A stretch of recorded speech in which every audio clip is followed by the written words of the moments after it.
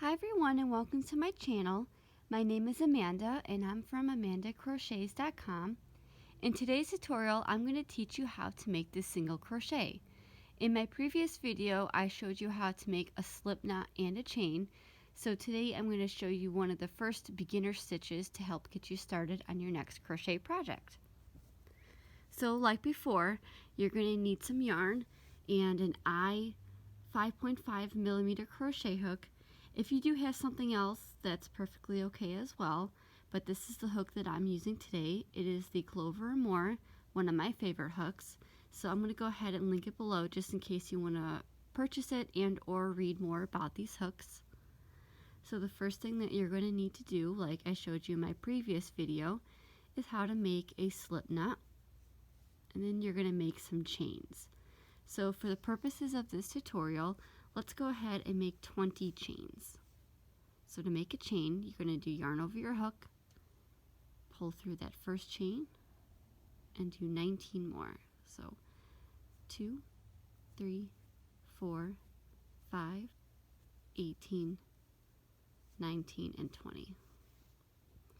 Okay, so now that we have our chain, we're going to go ahead and start making a single crochet. So remember, the loop on your hook does not count. So you want to count 2 chains from your hook. So that means you're going to count this guy here and this. So that's 2 chains from your hook. Now there's a few different ways that you can do this. You can just insert your hook right in the front, or you can kind of flip your yarn over a little bit. And you see how they have that back bump right there? I like to work in that back hump, but you can do either option. So again, you're going to count 2 chains from your hook. So 1 and 2, and you're going to insert your hook into that second chain, just like that. Okay, now you're going to do yarn over your hook, and you're going to pull through just that first chain that you just went through. So now you're going to have 2 loops on your crochet hook. To finish your single crochet, you're going to do yarn over your hook one more time and pull through both loops on your hook. So that completes your first single crochet. So to make another single crochet, you're going to go into that very next chain and insert your hook.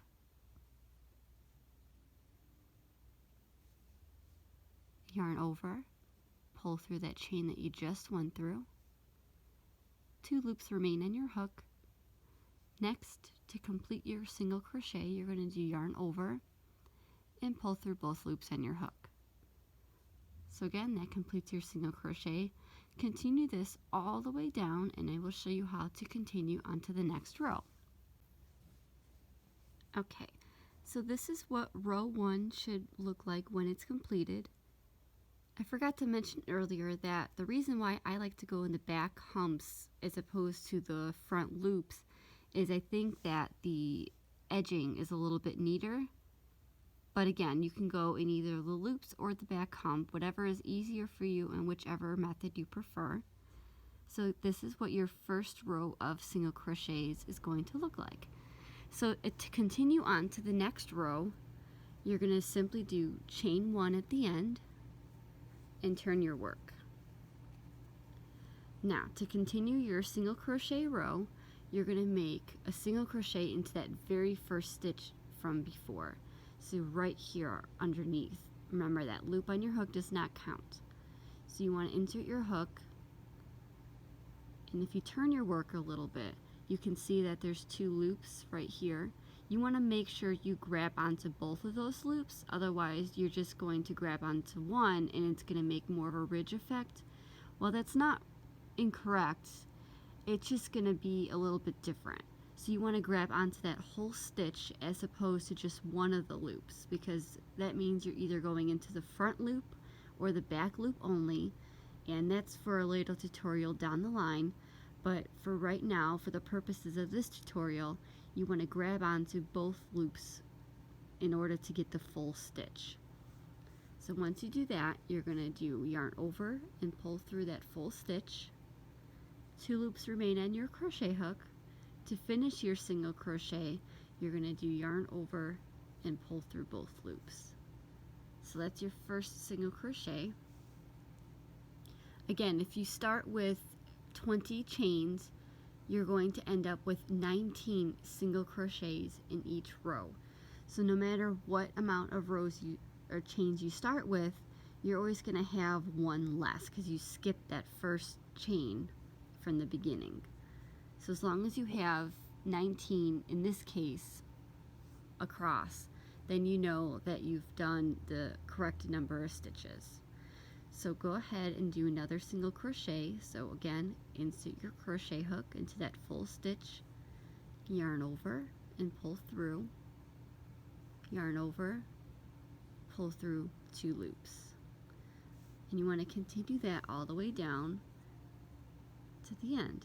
Now when you get to this last stitch right here, so this is your stitch right here, when you get to this one right here, be sure not to forget about this guy right here. It might be a little bit difficult to see, but you want to make sure you get that one at the very end. Otherwise your work is not going to be straight on this side and it's going to keep curving in. So you want to make sure that you remember to grab this very last one here, and again, just make sure you count your 19 stitches across.